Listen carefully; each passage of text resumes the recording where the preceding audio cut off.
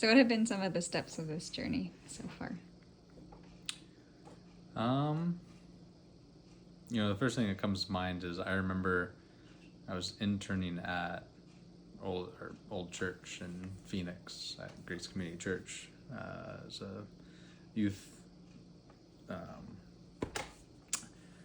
youth ministries intern, and I remember people asking the interns, questions. I forget if it was some sort of event or whatever, but somebody asked me, like, what would you want to do? Like, what do you want to do when you're older? I think I would know. I was 18 at the time. I remember saying, "Oh, I'd love to be a seminary professor." And You it really was, said that? I didn't know you had said that when you were young. yeah. Oh.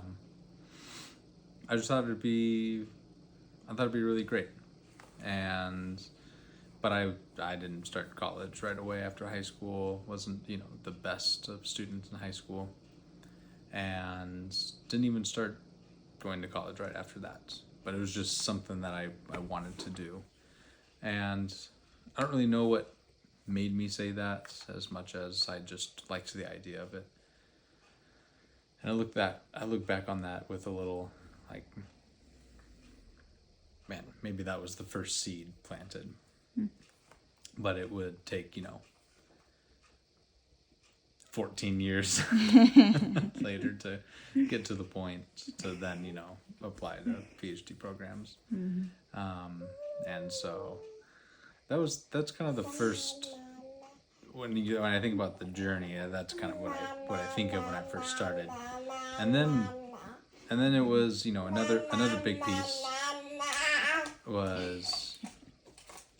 piece was actually at Calvin Seminary when I was studying with Professor Yang Kong, and he's a professor of philosophical theology, and that was just hugely attractive.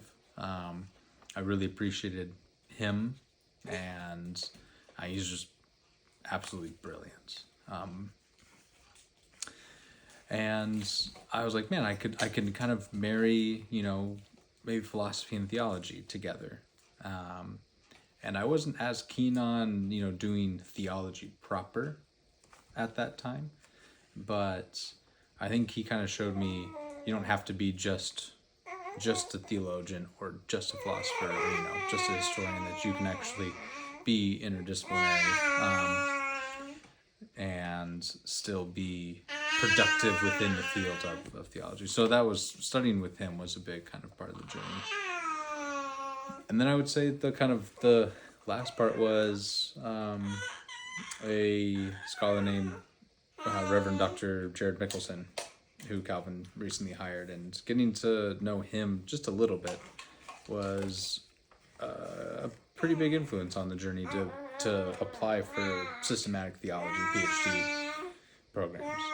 And he really made me fall in love with theology proper too. And it was the way that he talked about theology that just made it come alive. And